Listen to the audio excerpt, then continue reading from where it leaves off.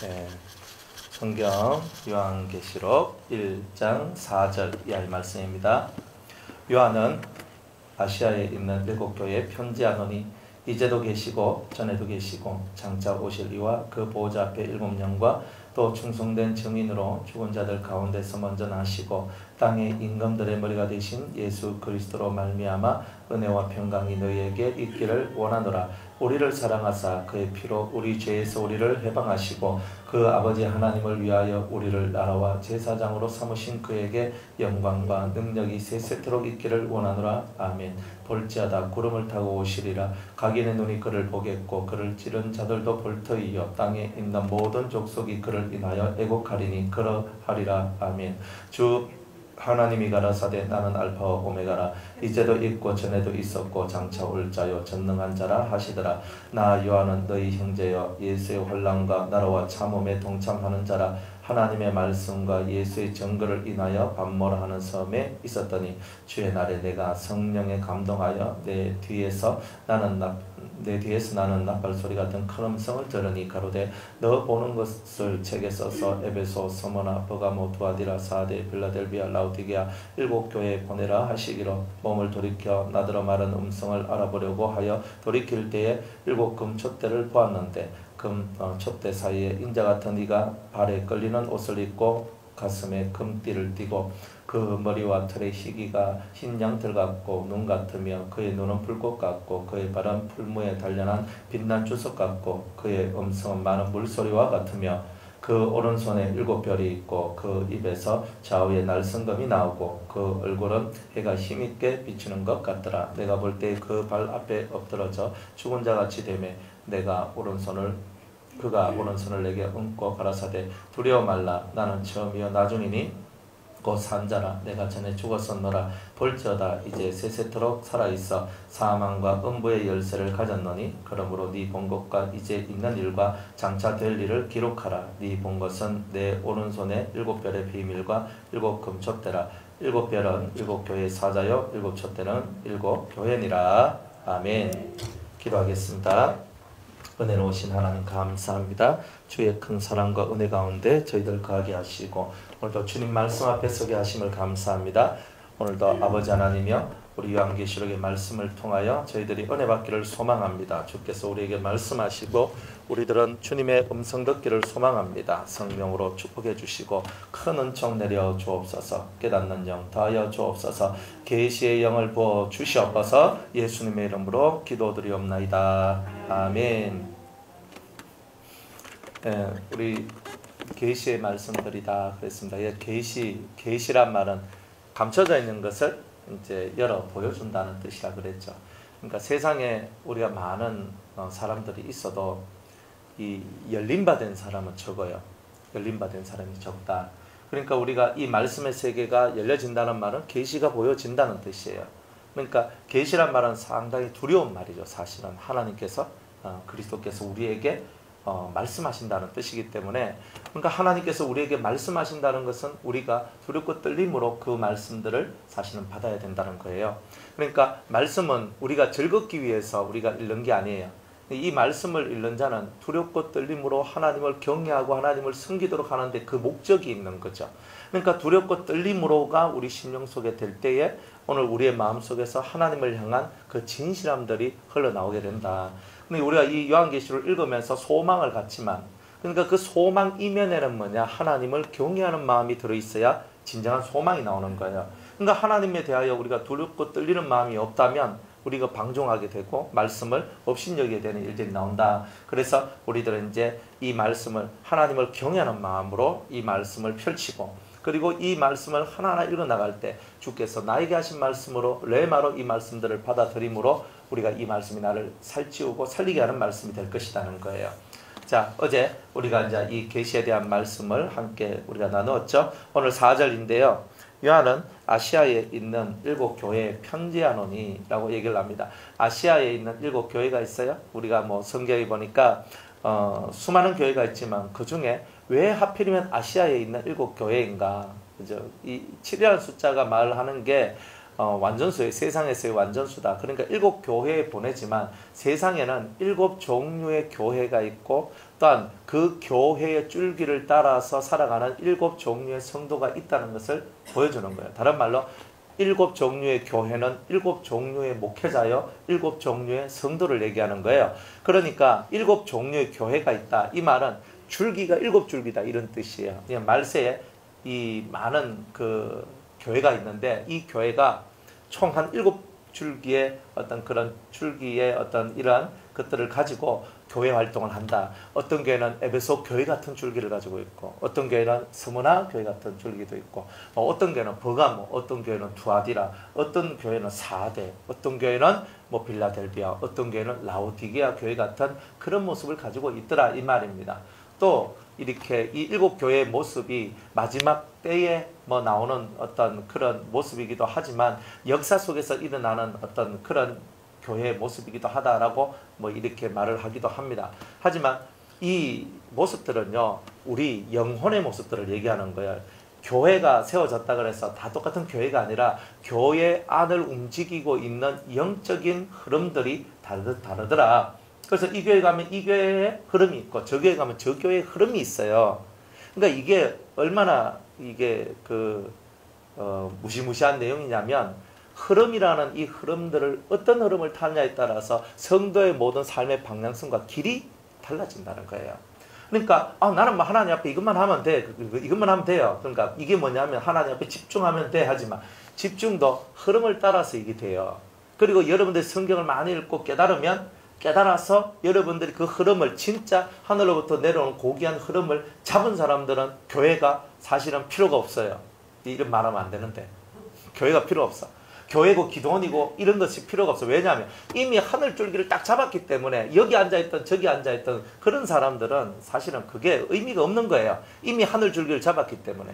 그러니까 여러분들은 하늘의 줄기를 잡아야 되는 거예요. 이게 하늘로부터 내려오는 하나님 예수 그리스도를 통해서 내려오는 원줄기를 딱 잡으면 이제 진짜 자기 자체가 무형의 교회가 돼버려요. 내가 무형의 교회가 되는 거예요.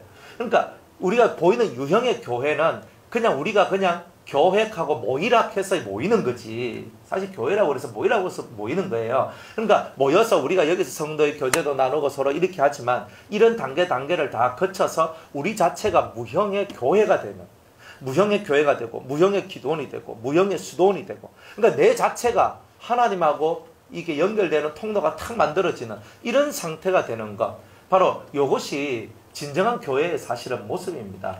그렇지만 홀로 있는 사람을 두고는 교회라고 얘기하지 않아요. 그렇죠? 그런 사람, 성령 받은 두세 사람 이상이 모일 때 교회라고 하나님이 인정해 주신다. 그러니까 무엇을 뜻하냐면 교회는 하늘길 걸어가는 사람의 연합체라는 거예요.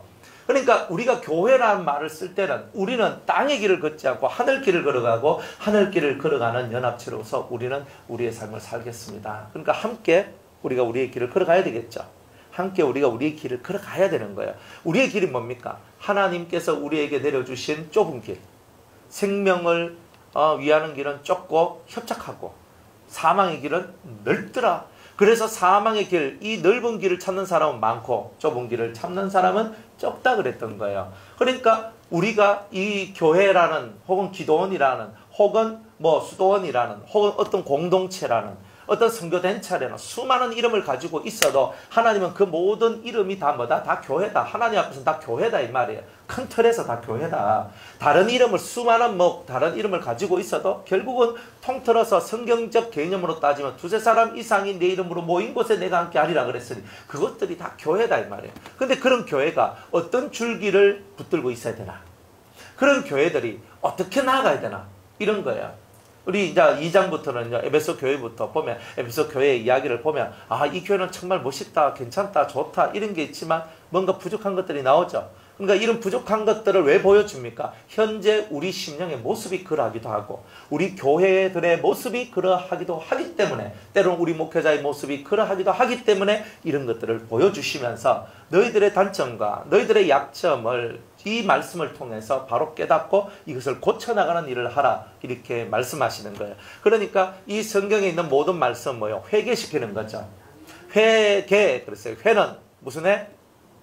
돌이킬 회, 개는 고칠 개.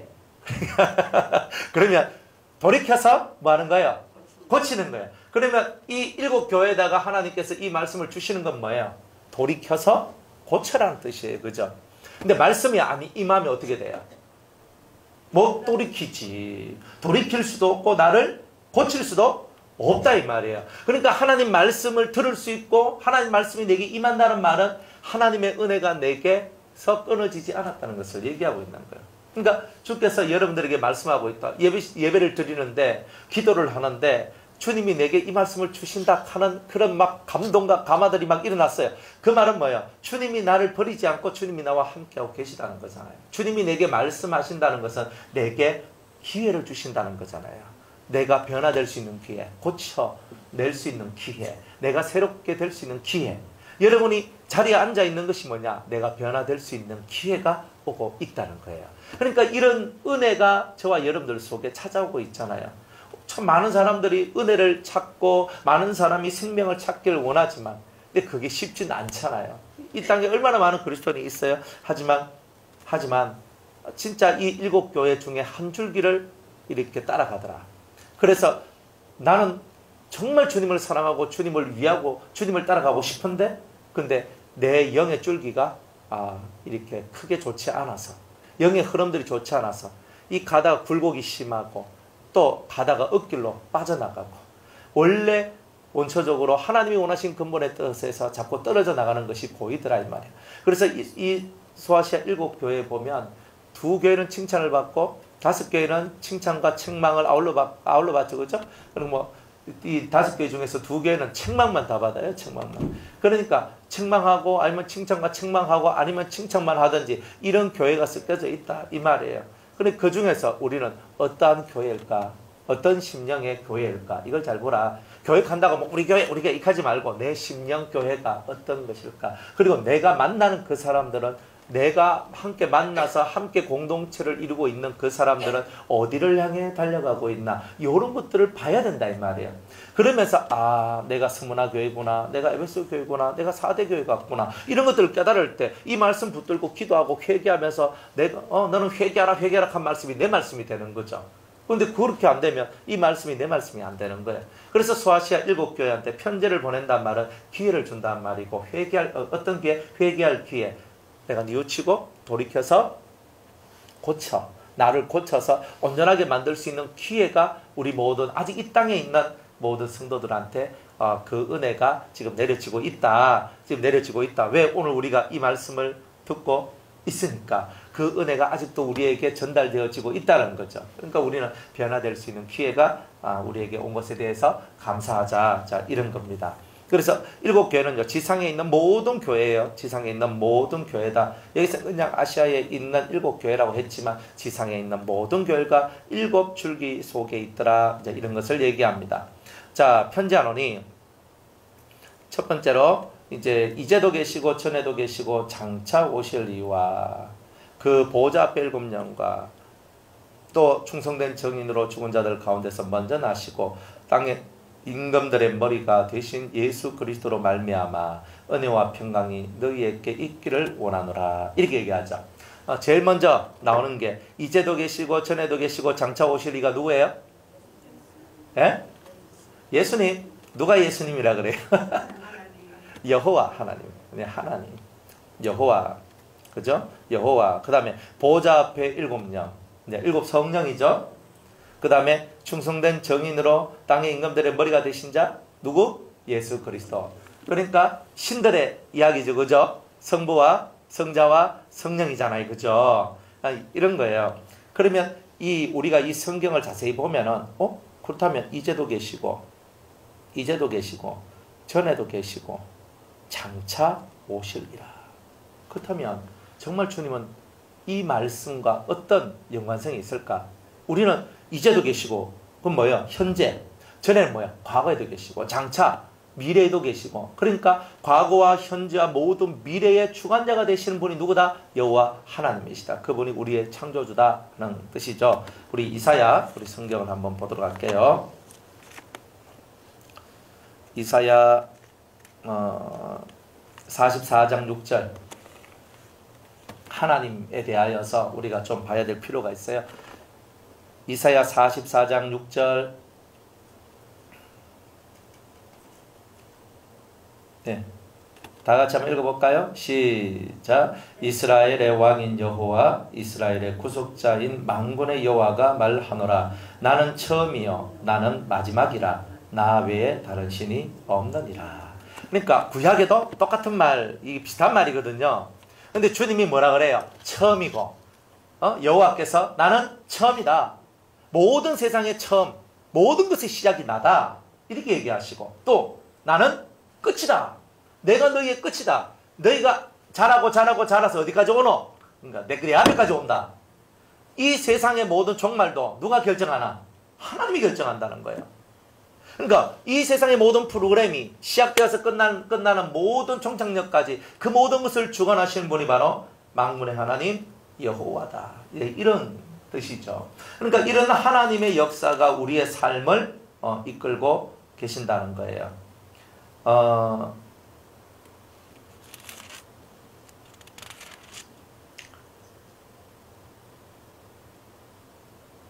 41장, 이사야 41장 4절 볼게요.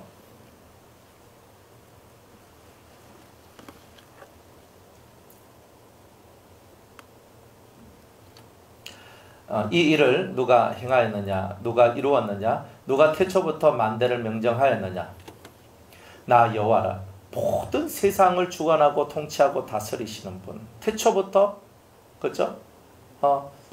이 영원 끝까지의 모든 것을 이끌어 가시는 분이 하나님이시다. 그가 바로 나 여호와다. 이렇게 얘기합니다. 그러면서 태초에도 나요. 그죠? 나중 있을 자에게도 내가 곧 크니라 그랬어요. 그러니까 하나님을 찾지 않는 사람한테는 소망이 없는 거예요. 지금 과거에 있던 사람이나 현재 있는 사람이나 앞으로 미래에 있는 사람들은 다 누구한테로 가야 돼요? 하나님께로 가야 되는 거예요. 그래서 예수님이 말씀하시기를 내가 곧 길이요 진리요 생명이니 나로 말미암지 않고는 누구한테로? 아버지께로 갈 자가 없다 그러잖아요. 중요한 건 뭐예요? 예수님도 결국은 아버지께로 나아가도록 만들어내는 길, 다리, 그런 의미다. 그러니까 궁극적으로 예수님은 우리를 누구한테로 이끌어 주세요? 하나님, 아버지, 우리 여호와께로 이끌어 주신다. 그래서 이제도 계시고 전에도 계시고 장차 오실 이가 누구냐? 그럼 우리는 여호와다. 결국은 이 모든 천지 만물의 통치자, 왕, 그분이 바로 여호와시다.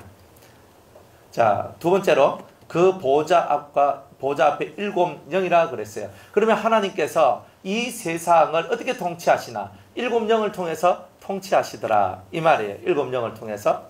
그러면 7영은 뭘 얘기하는 거냐? 이 세상에 펼쳐져 있는 모든 죄와 싸워서 이길 수 있는 힘을 보고 7영이라고 얘기한다. 이 말이에요. 죄와 싸워서 이길 수 있는 힘이다. 이 7영은 여호와의 눈이라 그랬거든요. 이 여호와의 눈은 선과 악을 구별하고 옳고 그름을 정확하게 이해하는 바로 그 눈이다는 거예요. 그러니까 세상에 있는 모든 악에 대하여서 진멸하시고 그리고 하나님의 나라를 세우는 것, 그게 바로 하나님께서 하시는 일이겠죠. 그러니까 저와 여러분이 맞다, 하나님의 일이 뭔가, 하나님의 일이 뭔가, 7영을 통해서 온 세상에 있는 죄악을 진멸하는 것, 바로 그거다. 자, 그래서 우리가 성막 사경회 때에 이 7영에 대한 얘기를 했죠. 우리가 하나님 앞에 회개하도록 만들어주는 영은 보혜사라 그랬어요. 그죠? 이 보혜사의 영이 우리를 하나님 앞에 회개하도록 이끌어가는 거예요. 왜? 그가 예수의 영이기 때문에, 피의 영이기 때문에 하나님 앞에 가려면 우리 심령 속에 있는 죄를 씻어 나가야 되는 거예요. 그런데 무슨 죄를 씻느냐 하면 자범죄를 씻는 거예요. 처음부터 여러분이 원죄를 씻지 못하거든요. 처음부터는 뭐냐면 자범죄. 하나님, 내가 오늘 화냈어요. 내가 도둑질했어요. 내가 간음했어요. 내가 이렇게 악을 했어요. 내가 이렇게 했어요. 하나님 용서해 주세요. 용서해 주세요. 이런 기도를 계속하면서 죄에 대한 경계심과 죄를 싫어하고 죄를 미워하는 마음들을 계속 키워나가는 이런 사람들한테 원뿌리를 캐낼 수 있는 능력을 하나님이 주시는데 그걸 보고 우리는 7영이다 이렇게 얘기한다 이 말이에요. 그러니까 기본적으로 여러분이 예수의 영을 받았어. 예수의 영을 받았고 그 영을 통해서 회개하고 여러분들이 진심으로 하나님 앞에 회개를 함으로 말미암아 진심으로 하나님 앞에 회개를 함으로 말미암아 여러분들 속에 이 일곱 영이라는 큰 하늘의 영의 역사가 들어와서 여러분들 속에 있는 죄뿌리를 뽑아내고 정말 더러움과 추악한 이 악의 세계로부터 벗어날 수 있도록 만들어 주신다. 이제 이런 내용이다 이 말이에요. 그러니까 보호자 앞에 일곱 영은 뭐 하는 거예요? 세상을 밝히는 영이에요. 죄가 사라져야 세상이 밝아지죠. 죄가 있는 곳에는 밝아질 수가 없어요. 여러분 우리 자신들이 죄를 지으면 내가 어두워져요. 이건 어쩔 수 없는 거라. 세상이 죄를 지으니까 세상이 어두워지고 여러분들 교회가 죄를 지으니까 교회가 어두워지는 거예요. 그런데 보좌 앞에 일곱 영은 뭐예요? 일곱 영이 일곱 등불로 이렇게 나오잖아요. 일곱 촛대가 세워지는 거잖아요. 환해지는 거예요. 어두웠던 곳이 밝아지게 되는 거예요. 그러니까 하나님은 보좌 앞에 일곱 영이라는 말을 우리한테 쓰시는 이유가 뭐냐면 나는 온 세상을 밝게 만드는 하나님이다. 이것을 우리한테 말씀하고 있는 거예요. 그러니까 밝게 되라. 밝게. 그러니까 밝은 마음, 밝은 영 이런 것이 되라는 거예요. 그러니까 밝으니까 빛이 나잖아요. 빛이 곧 밝음이잖아요. 그래서 하나님은 빛이다. 그래서 그 빛을 우리한테 보내주셨는데 그 빛이 뭐냐? 그게 바로 일곱 성령이다. 때는 예수님이다. 이렇게 우리가 얘기를 한다. 이 말입니다. 말씀으로서 예수 그리스도, 영으로서, 그죠? 이 밝혀주는 영으로서 성령, 일곱 성령. 그래서 이 모든 것이 우리에게 밝음을 가져다 주는 영의 역사를 말하고 있다. 이 말이에요. 그러니까 성령을 받으면 우리가 어두워져요? 밝아져요? 그러면 여러분이 성령 받았어요? 했는데 마음에 뭐 근심이 생기고 어둠이 생겼다. 그럼 받은 거예요? 안 받은 거예요?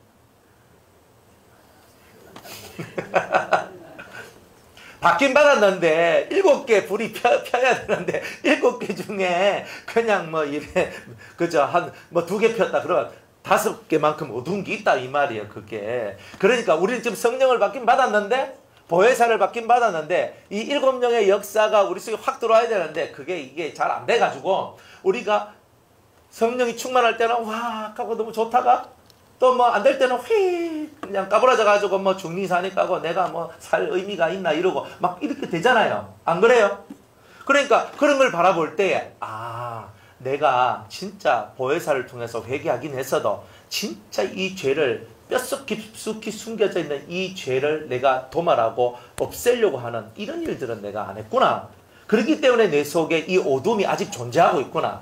우리 뼛속에 골수가 있는데 골수가 윤택하고 골수로부터 생명이 나와야 되는데 이 골수가 지금 생명으로 온전하게 되지 못했다 이 말이야. 그러니까 이런 것들을 일곱 영이 촛대를 탁 밝혀가지고 우리 심령 속에 탁 밝혀주니까 내 속이 환해지는 거야. 그리고 어둠이 없어. 염려가 없어. 걱정이 없어. 주의 뜻대로 이루어지이다. 이게 되는 거예요. 할렐루야. 그러니까 이렇게 딱 되니까 우리가 얼굴이 확 펴나가면서 그저 주 안에 있는 나에겐 딴 근심이 있으냐 하면서 근심이 없는 거야. 헤헤헤. 그리고 뭐 붙어도 감사, 떨어져도 감사, 건강해도 감사, 병들어도 감사, 뭐 이래도 감사, 저래도 감사. 이 심령 속에서 뭐 나도 모를 이런 감사와 찬송들이 막 펑펑펑펑펑 쏟아 나오는 거예요. 안 그렇습니까? 지금 이 세상을 한번 바라보세요. 살기가 얼마나 힘드나.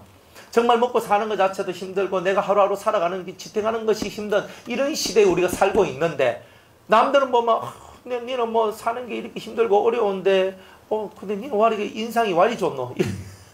그리고 우리는 다른 이유가 있는 게 아니고 내가 이렇게 얼굴이 펴지고 좋아지는 이유는 성령의 역사가 내한테 있으니까 그게 가능하다 이 말이에요. 그러니까 여러분들이 매일매일 살 때 성령의 역사를 쫓아서 살아가야 되는 거예요.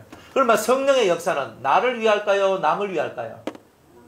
성령의 역사는 나를 위할까요? 하나님을 위할까요? 예?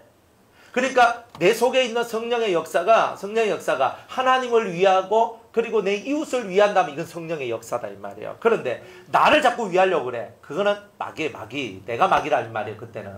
그러니까 성령의 역사는 절대 나를 위하여 살도록 만들지 않는단 말이에요. 성령의 역사가 딱 오면 오직 하나님을 위하여 혹은 우리의 이웃들을 위하여 그죠? 나 외에 다른 모든 사람을 위하여 사랑하고 배려하고 관용하고 용서하고 위하고 막 이런 것들이 만들어지도록 만들더라 이 말입니다. 그러니까 저와 여러분들이 이런 것을 알고 이 심령 가운데에 성령의 역사가 정말 나와 함께하고 있느냐, 정말 성령의 역사가 나와 함께하고 있다면 내 속에 성령의 역사가 함께하고 있다는 증거가 무엇인가? 그것은 하나님을 위하고 내가 만 백성을 위하고 많은 사람들을 위하는 나 외에 다른 사람들을 위할 때 나는 뭐다? 나는 성령의 사람이다. 일곱 영이 혹은 보혜사가 내게 역사한다는 뜻은 그렇게 우리가 이해를 해야 된다 이 말입니다. 자꾸 내가 나를 위하면 안 돼요. 자꾸 내가 나를 너무 위해버리면 하나님의 나라가 서질 않아요. 나를 위하지 말고 주를 위하고 나를 위하지 말고 이웃을 위하라 이 말이에요. 먼저는 네 이웃을 네 몸과 같이 사랑하라 하는 이 말씀을 실천해야 돼요. 성령은 말씀을 실천하도록 만들잖아요. 네 이웃이 뭐예요? 나 외에 다른 모든 사람이 다 내 이웃이에요. 사실은 가장 가까운 게 가족부터 시작을 해가지고 다 이웃이라. 물론 가족은 이웃이라고 안 할 수도 있어. 하지만 나 외에 다른 사람을 볼 때 다 이웃이라고 말할 수 있는 거예요. 일단 가족이 이웃이 될 수 있고 가족 외에 모든 나하고 피가 섞이지 않는 모든 사람들이 다 내 이웃이라. 이 보통 개념은 피가 섞이지 않는 모든 사람을 보고 이웃이라고 얘기를 해요.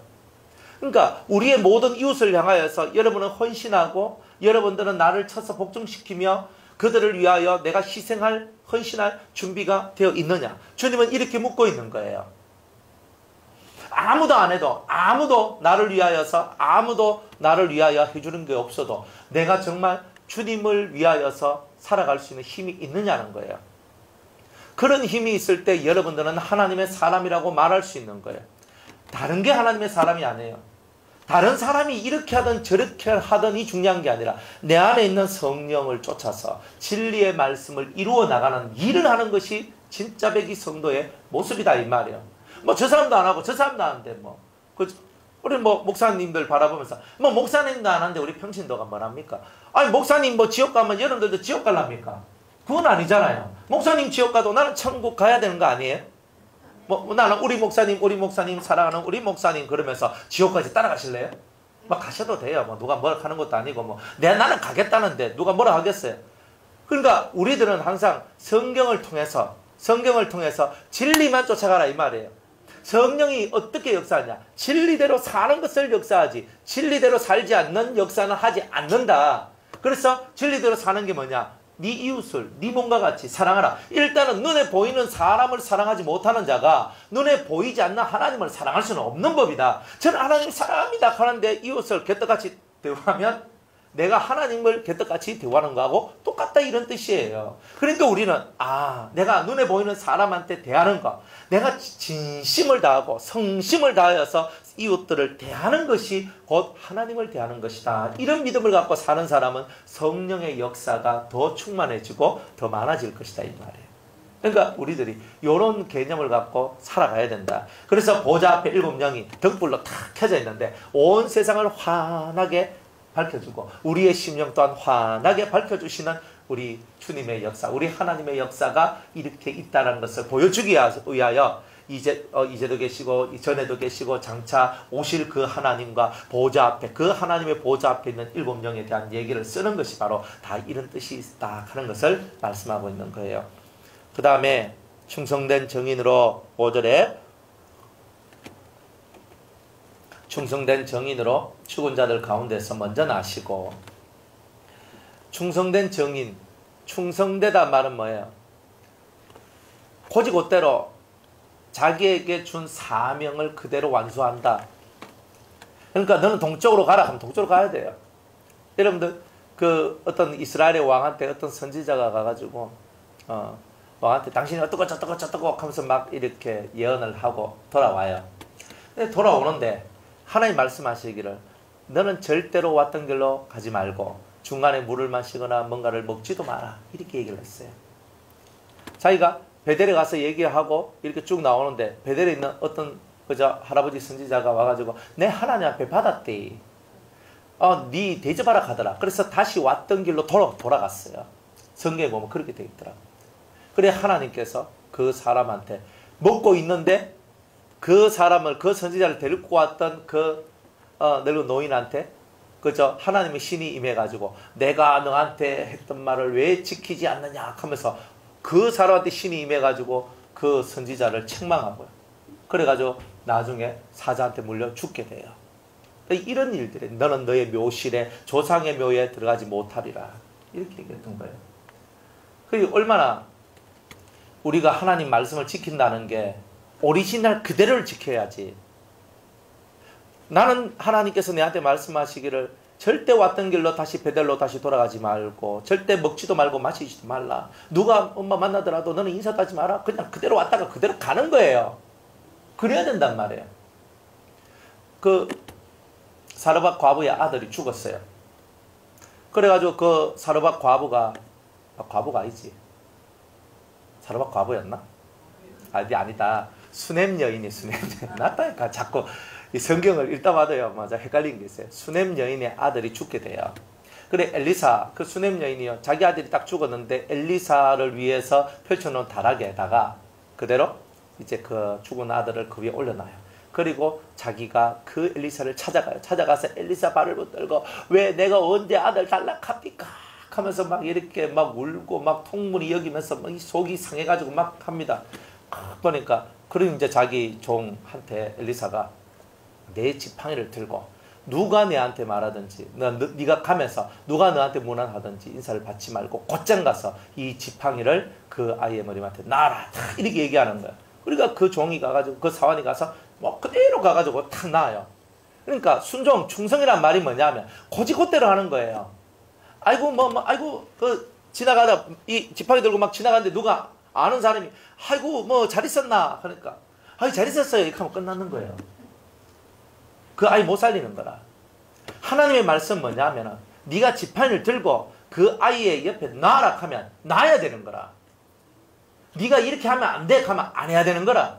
그런데 우리의 이 심령 속에 그러한 충성심들이 부족한 거예요. 우리 머리가 너무 좋아가. 그죠? 머리가 너무 좋아가. 어떤 그 아버지가 두 자식한테 얘기를 합니다. 얘야 소금 가마니를 끌고 저 물속으로 지나 저 밭으로 오너라 이렇게 얘기를 해요. 그러니까 이 두 아들 중에 한 아들은요, 아버지 이 소금을 그 물속으로 집어넣으면 소금이 타 녹을 건데 그러면 소금 못 쓰는 거 아닙니까? 뭐 그렇게 얘기하고 그럼 누구나 다 아는 사실이잖아요. 그래서 두 아들 아버지 명령을 받았는데 한 아들은 물을 지날 때에 소금 가마니를 들고 지나오고 한 자식은요 그대로 소금 가마니를 물속으로 집어넣고 갖고 와요.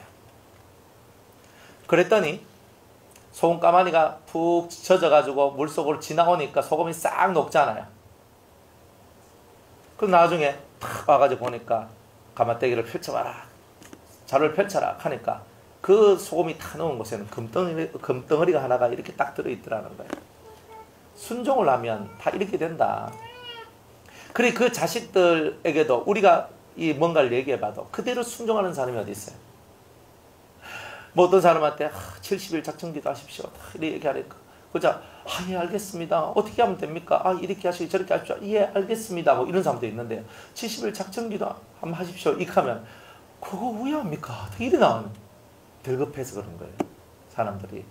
그러니까 주께서 여러분들한테 무슨 말씀을 할 때 아멘. 근데 그대로 아멘이에요. 아멘 할 때 이미 응답은 내려와요.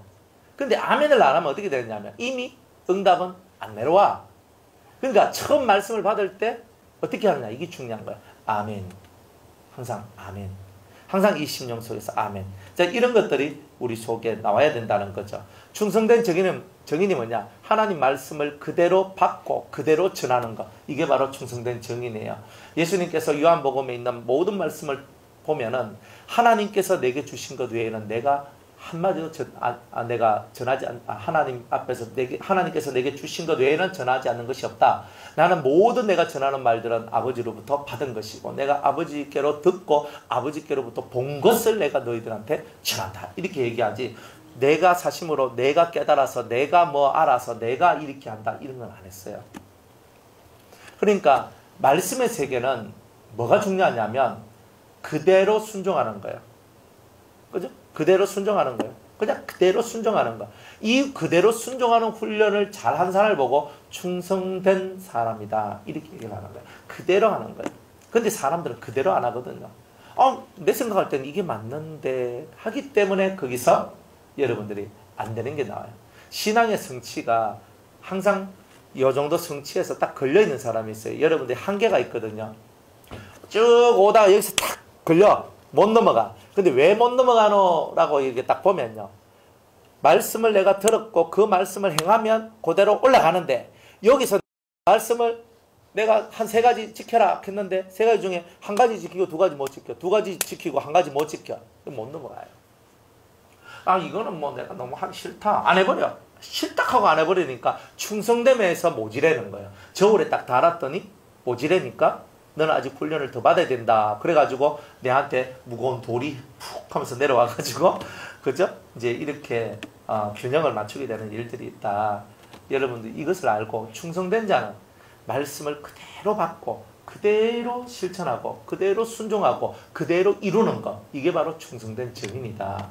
그래서 들은 바, 내가 본 바를 그대로 전하는 거예요. 내가 더하지도 말고 빼지도 말고 그대로 전하는 것을 보고 충성된 증인이라고 얘기한다 이 말이에요.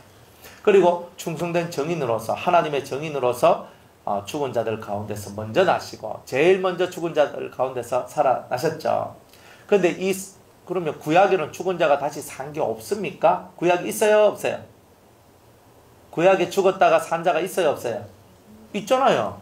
좀 전에 말했던 수넴의 아들, 수넴 여인의 아들 부터 시작을 해가지고 죽었던 자가 다시 살아나는 일들이 몇 번 있었어요. 그 죽었다가 살아난 거하고 예수님이 죽었다고 살아나는 거하고는 다르다 이 말이에요. 그게 뭐가 다르냐면 예수님은 죽었다가 다시 살아났는데 영원히 죽지 않는 생명을 얻었다 이 말이에요. 그게 부활 생명. 그러니까 부활 생명을 얻으면 다시 살아났을 때 그 생명은 영원히 죽지 아니하는 생명이 되는 거예요. 그런데 우리는 내가 죽었어요. 그 제가 딱 죽었는데 초상 치른다고 3일장 하잖아요.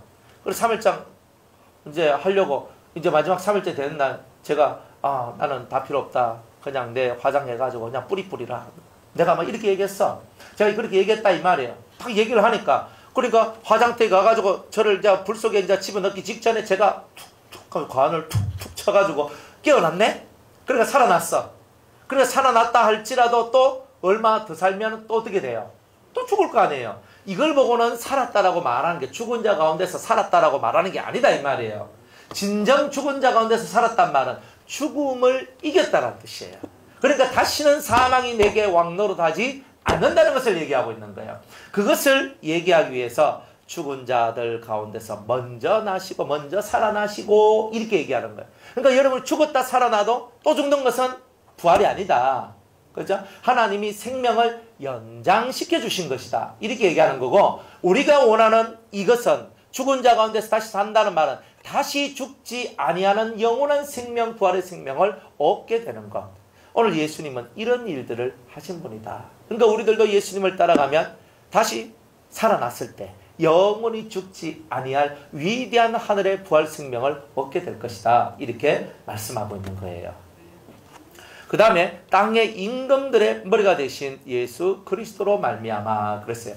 예수님은 땅의 임금이래요. 그런데 중요한 것은요, 우리나라 대통령의 임금이실까? 땅의 임금의 임금을 통치하시는 머리가 되신 분일까? 일본 아베의 머리일까? 아베 총리의 머리, 일본 일왕의 천황의 머리이실까?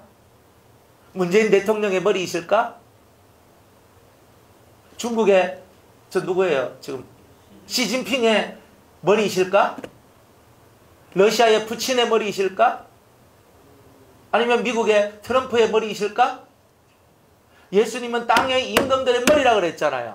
그러면 이 땅의 임금은 누구예요? 마귀? 마귀의 임금이라고 해. 마귀의 머리라고 해. 그러면 예수님이 마귀라는 뜻인데, 이 사람들이 뭐냐? 요한계시록 20장 4절에 보면 심판하는 보좌에 앉은 자들, 심판하는 권세를 받은 자, 그게 바로 그리스도의 신부들을 얘기하는 거예요. 그래서 왕같은 제사장이 된 사람들, 이제 좀 있으면 나라와 제사장에 관한 내용이 나오니까 그때 이제 얘기를 할 건데요.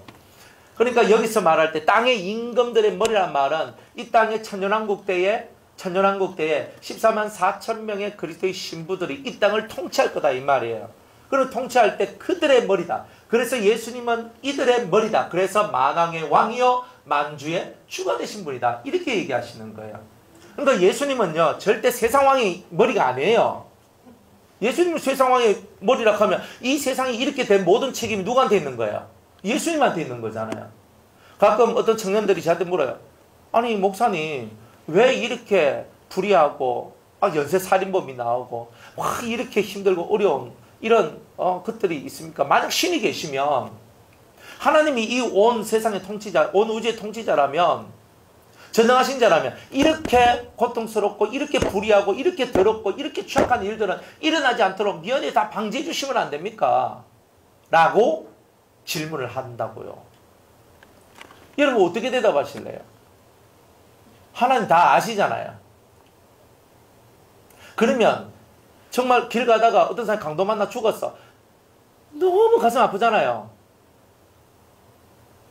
아이들이 유괴당하 죽고 여인들이 죽고 뭐 남자들이 죽고 노인들이 길 가다가 죽고 장기 뭐 거시기하고 뭐 그러면서 사람들이 휙휙 사라지고 죽고 죽는단 말이에요. 하나님이 통치하는 세상 왜 이런 세상이 되어야 됩니까? 하는데 근본적으로는 질문이 틀렸다. 하나님이 온 우주의 통치자는 맞지만 지금 이 세상을 통치하고 있는 그것은 마귀다. 그래서 성경에는 세상 임금을 마귀라고 합니다. 이 마귀는 세상을 파괴시키는 일을 한다는 거예요. 사람들에게 어둠을 주고 고통을 준다. 그 가운데 속에서 우리를 건져내시는 일을 하시는 분이 바로 하나님이시다 이런 거예요. 그러니까 우리가 온 우주를 통치하시는 하나님이시지만 하나님께서 마귀한테 고난을 줬는 거예요. 6일 동안 너는 이 세상을 통치하고 다스려라. 그러니까 그렇게 하나님께서 이 고난을 줬다 이 말이에요. 그게 누가복음 4장 4절 5절에 그 말씀이 나온다 이 말이에요. 이 모든 세상의 것들이 마귀한테로 넘어갔어요. 그럼 마귀가 이 세상을 통치하고 있기 때문에 이 세상이 이런 거예요. 그러나 그리스도가 통치하는 세상이 오면 천년왕국이죠. 이런 세상이 다 사라지는 거예요. 그러니까 누가 임금이냐? 이 세상 임금은 마귀요. 우리의 진정한 임금은 예수 그리스도라. 그러니까 그러나 우리는 지금 마귀가 통치하는 세상에 우리가 몸을 담고 살아가면서 우리의 마음과 우리의 영의 영혼에 주는 예수님이다 이 말이야. 그러니까 육체는 죄의 법을 따르고 마음은 하나님의 법을 따라가는 거예요. 이해가요? 그러니까 바울이 여기서 고민을 했는 거예요. 그래서 바울은 내 육체를 쳐서 하나님 앞에 복종하겠습니다. 이렇게 하는 이유가 육은 어디를 향하기 때문에 세상 임금 마귀가 원하는 세상으로 흘러가기 때문에 이제 그런 말씀들을 다 했다 이 말이에요. 그러니 오늘 여기서 땅의 임금들의 머리가 되신 예수 그리스도란 말은 앞으로 장차 요한계시록 이 모든 말씀이 언제 끝나? 천년왕국을 통해서 끝난단 말이에요. 사실은 천년왕국까지 이 성경이 존재해요. 왜? 이 땅이 존재하니까. 그래서 천년왕국이 끝납니다. 이 성경이 필요 있어요 없어요? 영원한 천국 가서 또 성경 읽어요? 혹시 성경 읽을 것이라고 또 생각하시는 분 계실 수 있는데 성경은 천년왕국 때까지 딱 존재하는 거예요. 이 말씀이 천지가 있을 때까지, 그러니까 이 세상이 존재할 때까지, 사람이 다 구원받을 때까지, 그렇죠? 어쨌든 그때까지 성경이 필요한 거예요. 성경이 필요하고 천국 가면 우리가 성경을 읽고 다시 묵상하고 회개하고 이럴 필요는 없어요. 그때 가면 새로운 시스템이 우리에게 주어진다 이 말이에요. 그러나 지금은 뭐예요? 아직은 이 마귀가 이 세상의 임금이 되어 있기 때문에 아직 우리를 통치할 땅의 임금들이 나오지 않았다 이 말이에요. 진정한 통치자들, 정말 그리스도의 마음, 하나님의 마음을 갖고 목자의 마음을 가진 그런 자들이 아직 이 세상에 나오지 않았기 때문에 그들이 통치하는 세상이 되지 않았기 때문에 우리들은 오늘 우리는 고난과 고통과 염려와 걱정 속에 두려움과 불안 속에 살아가는 그런 사람들이 되었다 하는 것을 말씀하고 있는 거예요. 자, 땅의 임금들의 머리가 되신 예수 그리스도로 말미암아 하나님과 성령과 예수 그리스도로 말미암아 은혜와 평강이 너희에게 있기를 원하노라 그러잖아요. 그러니까 하나님 안에 우리가 쏙 들어가면 우리 속에 뭐가 있다는 거예요? 은혜와 평강이 있는 거예요. 은혜를 받으면 어때요? 마음이 가볍죠? 마음이 가벼우면 뭐도 가벼워요? 몸도 가벼워져. 몸도. 이 몸이 뚱뚱하다, 몸이 날씬하다 필요가 없어요. 몸이 날씬해도 몸이 무거운 사람은 무겁죠. 안 그래요? 아이고 어떤 사람은 되게 애렸어. 몸 막 40kg 뭐 그것밖에 안 나가.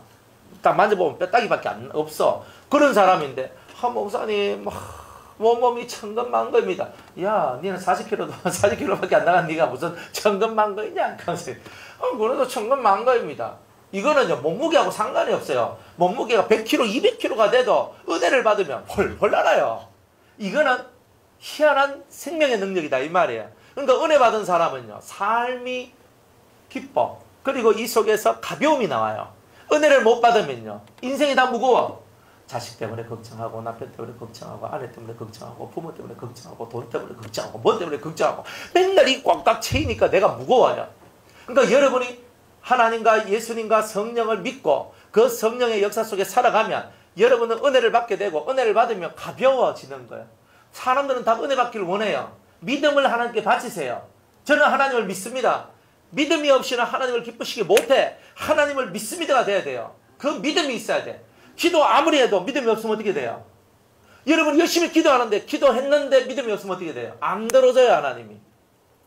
두 마음을 품은 자는 하나님 앞에 정함이 없다. 정함이 없기 때문에 너 응답을 못 받을 것이다. 그러니까 우리는 기도했을 때는 반드시 그가 나를 위하여 이루어 주실 것을 믿고 기도하는 거잖아요. 반드시가 필요한 거예요. 반드시가. 하나님 반드시 저를 위해 이 모든 것을 해결해 주실 줄로 믿습니다. 그런 믿음으로 하나님 앞에 간구하고 기도할 때 하나님께서 그 믿음을 받고 역사하시는 거 아니에요. 내가 그렇게 믿고 기도했는데 기도 끝마치고 탁 하니까 에휴 되겠나 이렇게 하고 있으면, 내가 기도할 때는 믿습니다 했는데 기도 다 마치고 에휴 되겠나 이러고 있으면 이 기도는 이미 두 갈래 내 마음이 하나로 정해지지 않았기 때문에 이 기도는 무산되는 거다. 그렇기 때문에 기도할 때는요, 믿음이 없이는 기도하지 마세요. 해봤자 어차피 안 됩니다. 뼈 빠지게 기도했는데 그런데 응답이 안 와요. 왜? 기도한다면 정확하게 이 말씀대로 주님 제가 기도한 대로 그대로 응답해 주실 줄 믿는 믿음을 갖고 기도할 때 역사가 일어나는데, 기도는 실컷 하고 속에서는 될까 말까 이러고 있으니까 하나님께서 그 불신의 마음, 의심의 마음들을 싫어하시는 거예요. 한번 믿었으면 끝까지 믿으라 이 말이에요. 하나님이 하시는 것을 끝까지 믿으란 말이에요. 아멘? 하나님이 하시는 것에 대해서 끝까지 믿을 때의 역사가 일어나는 거잖아요. 은혜가 뭐가 은혜고, 이런 믿음이 확 발산돼서 올라오니까 삶이 가벼워지고 좋은 거예요. 그러니까 믿음에 대한 하나님의 감동과 감화와 응답들이 내려오니까 감사합니다가 되잖아요. 그게 은혜 받은 거예요. 또 하나님께서 은혜 받았다는 게 뭐예요? 응답만 은혜 받은 게 아니에요. 내 속에 어떤 깨달음이 들어가서 내가 뭔가 이게 뭘까 하고 있는데 갑자기 머릿속에 딱 하면서 올라오는 전기불 하나가 팡 터지지만 맞네 이거네, 그게 은혜 받은 거예요. 그러니까 여러분들의 은혜는요, 응답받음, 그 다음에 내 속에 깨달음, 그런 것들이 올라왔을 때 은혜 받았다, 그런 거죠. 그러니까 여러분들이 이런 것들을 내가 은혜 받았다, 그죠? 어떤 분들이 제가 설교를 막 하고 제일 뒤에 딱 서가지고 이제 악수하면서 인사하거든요. 우리 인사를 해요. 인사를 하면 목사님 은혜 받았습니다 딱 이래요. 그 말은 무슨 말이에요? 내가 기도 중에 응답을 받았거나, 혹은 내가 기도에 대한 응답을 받았거나, 예배 중에 어떤 말씀에 큰 깨달음을 얻었거나, 혹은 하나 더 성령이 임했거나, 뭐 이런 것이 있는 거예요. 성령의 역사가 일어났단 말이에요. 은혜 받았다 이 말이에요. 근데 오늘 말씀이 너무 좋았습니다. 그게 무슨 뜻이에요? 니 참 말 잘했다, 뭐 이런 뜻입니까? 그리 은혜 받았다는 말을 쓸 때는요, 여러분들이 진짜 이 세 가지 정도, 신이 내게 역사했습니다 이런 것이 있다든가, 혹은 기도에 대한 응답이 있다든가, 아니면 한 가지 더 뭐야? 예? 깨달음이 있다든가. 그러니까 이 세 가지가 있어야 되는 거야. 신의 역사가 있었어, 성령의 역사가 있었다, 기도의 응답이 있었다, 아니면 내가 큰 깨달음이 왔다. 깨달음이 왔어. 작거나 크거나 깨달음이 왔어. 그러면 목사님 은혜 받았습니다, 오늘 이 예배는 나를 위한 예배였습니다, 이런 것이 되잖아요. 아닙니까? 그러니까 오늘 우리의 예배가 이런 예배가 돼야 되잖아요. 그러니까 내가 은혜 받았습니다 했을 때 이런 게 와야 은혜 받은 거라. 이런 거 없이 그냥 와서 야 오늘 목사님 설교 막 완전 따발총이더라, 와 진짜 목사님 설교 잘하더라, 필요 없어요. 그건 설교 잘하고 못하고가 무슨 문제예요. 내가 지금 뭔가 하나님으로부터 신의 역사가 내한테 왔다, 이게 중요하잖아요. 그래 은혜 받았단 말은 신이 나와 접촉을 했다 이런 뜻이에요. 그죠? 옛날에 궁궐에 가면 궁녀들이 있잖아요. 궁녀들이 임금하고 하룻밤을 잤어. 그걸 보고 뭘 받았다 그래요? 은혜는 잤어. 내가 은혜를 받았다, 혹은 은총을 받았다. 그러면 궁녀에서 뭐가 돼? 빈 후궁이 돼. 은총이란 게 이런 거예요. 여러분이 은혜를 받았다는 말은요, 신이 여러분들에게 찾아왔다는 뜻이에요. 하나님이 여러분을 찾아왔어. 그게 은혜 받은 거예요. 그러니까 깨닫기도 하고 응답도 받고 성령의 역사가 있고, 하나님이 날 찾아오셨네. 은혜 받았습니다. 그러니까 하나님 날 안 찾아왔는데 은혜 받았단 말 하면 안 되지. 거짓말이지. 얼굴 그냥 목사님 은혜 받았습니다. 이건 뭐예요? 이런 걸 뭐라 그래요? 예? 아부? 아부는 아니고 그 칠해? 인사 칠해? 물론 내가 은혜 못 받았다 그래서 인상 굳어가지고 내가 오늘 은혜 못 받았습니다. 네 하는 건 아니거든. 속으로는 뭐야? 은혜 받을 줄 믿습니다. 그냥 오늘 은혜를 안 받았으면 그냥 목사님, 사람은 두 가지 말을 한대요. 근데 은혜를 받았으면 목사님 감사합니다 이거고요. 은혜를 못 받았으면 목사님 수고하셨습니다. 그래가지고 그 사람들이 보면은 목사님 감사합니다 하는 사람이 있고, 목사님 수고하셨습니다 그런 사람이 있는데, 수고했다는 게 뭐냐, 니 혼자 잘 떠들었다. 그래, 뭐 내하고는 관계없다 뭐 이렇게. 그래, 우리가 은혜 받았으면요 감사가 나와. 그래, 우리가 은혜 받은 사람들은요 감사가 절로 나오잖아요. 감사합니다.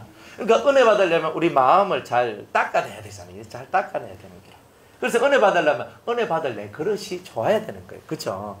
그러니까, 그런데 이 성부와 성자와 성령의 역사가 우리 속에, 신의 역사들이 우리 속에 확 들어오니까 우리가 뭔가 모를 감동의 도가니 속으로 확 빨려 들어가는 거예요. 이게 뭐냐? 이게 진짜 우리가 은혜 받는 거잖아요. 우리가 매일 예배를 드리고 기도를 할 때 이런 은혜가 와야 돼요. 성경을 읽을 때, 성경 읽을 때 주님, 깨달음이 팍 올라오면서 신이 내한테 임하니까 이 성경이 깨달아지지. 성령의 감동이 없이 이 성경이 깨달아집니까? 아니, 깨닫는 것도 신이 내한테 임했으니까 감동이 쫙 완전 몸에 전율이 그냥 일나면서 있잖아요. 뭔가 전기 같은 게 확 덮어 써가지고 막 찌릿찌릿하고 막 그러지요. 뭐 그렇게 돼야 돼요. 그냥 뭐 이렇게 하고 있어. 그냥 손가락 운동하는 것도 아니고 우리 손가락 운동만 하면 안 돼요. 오늘 하루 내가 성경을 읽고 기도를 하고 예배를 드릴 때마다 신이 내게 역사하길 바라라. 근데 신이 내게 역사하면 깨달음이 오고 응답도 오고 성령의 여러 가지 역사가 오니까 은혜로다. 은혜로다.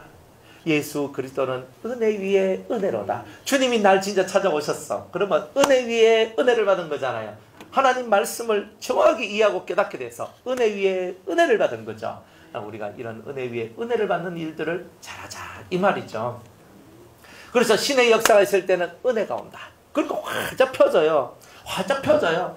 내가 걱정이 없어. 근심이 없어. 두려움이 없어. 할렐루야. 이게 저절로 돼요. 그러니까 이런 심령에 우리가 되기를 이 하나님께서, 그리스도께서 이 요한을 통하여서 우리한테, 내가 너희들이 그렇게 은혜 안에 살기를 원한다. 그죠?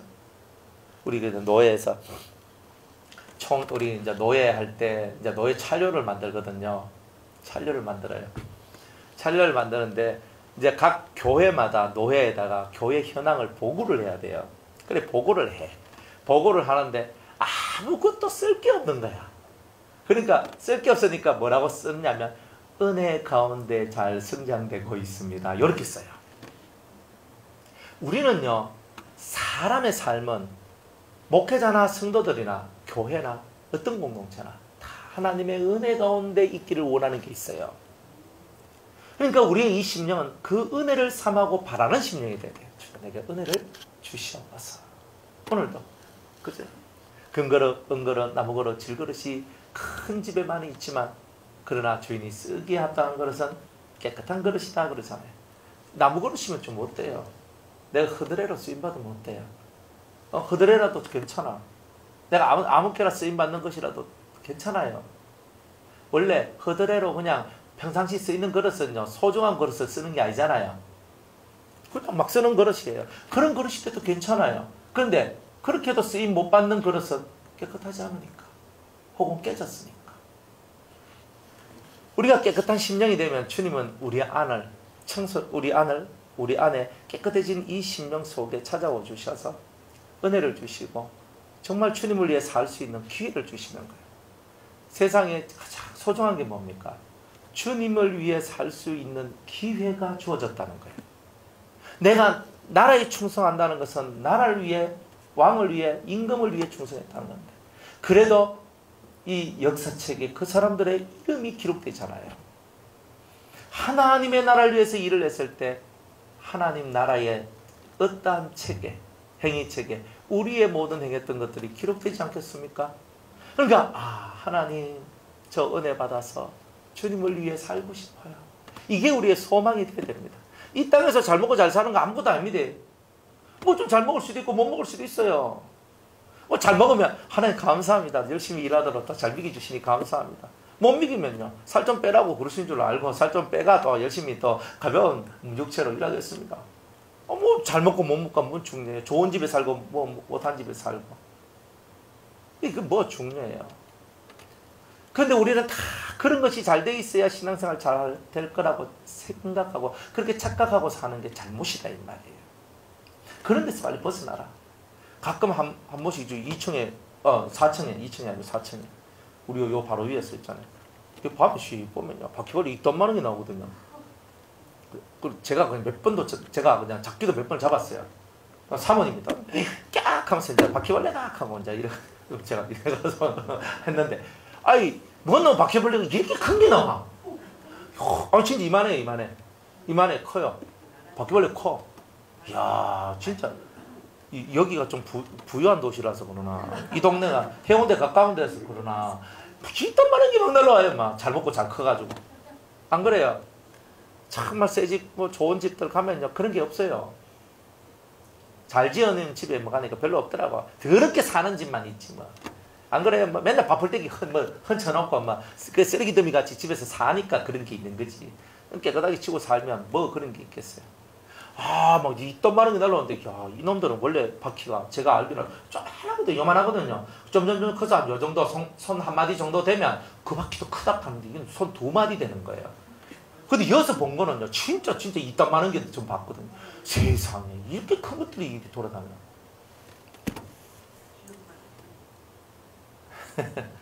그러나 감사하잖아요. 그러나 감사한 거예요. 저 4층이 없으면요, 맨날 데리고 왔다 갔다 해야 되고, 그죠? 피곤하면 아이고 저쪽에 어디 가서 방 하나 잡아가 또 자야 되고, 너무 힘든 거예요 그렇게.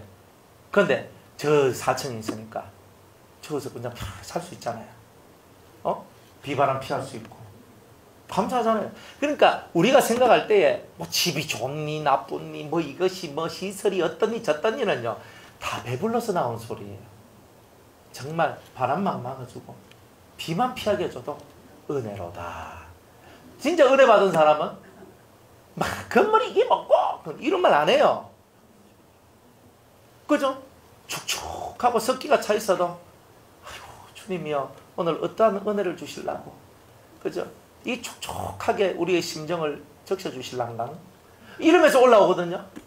냄새가 막 나. 주님이여, 세상의 냄새는 곰팡이 냄새, 썩은 냄새, 악취의 냄새가 나지만 그러나 내 주에 전해서 주님의 향기가 나타나기를 원합니다. 또 이렇게 산다고. 은혜 받은 사람은 그래 살지. 이건 뭐 어떻고 저건 뭐 어떻고 막 이건 이렇게 되고 저건 저렇게 되고, 아이고 제발 발발 은혜 받은 사람은 그런 말 안 해요. 뭐 그렇게 속에서 불만이 많고 원망이 많고, 우리는 그렇게 살지 않는다고. 은혜 받은 사람은 오로지 주 앞에 감사합니다. 모든 것이 감사합니다. 그러니까 주님은 신 안에 있으면, 하나님 안에 있으면 너희들은 감사가 절로 나온다. 뭐가 그리 불평불만이고.